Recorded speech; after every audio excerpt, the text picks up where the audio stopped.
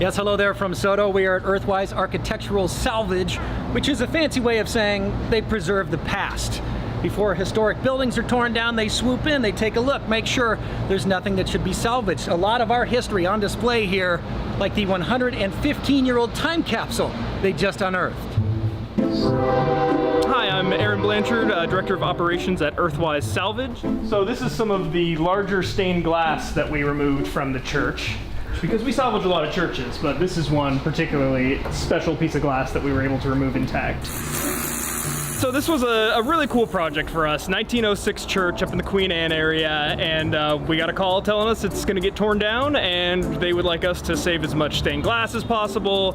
We pulled out all the hardwood floors, the old pews, and cut them down to kind of more manageable sizes. And then we had the opportunity to pull the cornerstone, which turned out had a time capsule behind it. Copper thing. That's good. That's exciting. It always feels really weird when you're taking like power tools and big heavy equipment to an old church like this, but we have to remember that the alternative is it all just go into the landfill. Woohoo! There it is.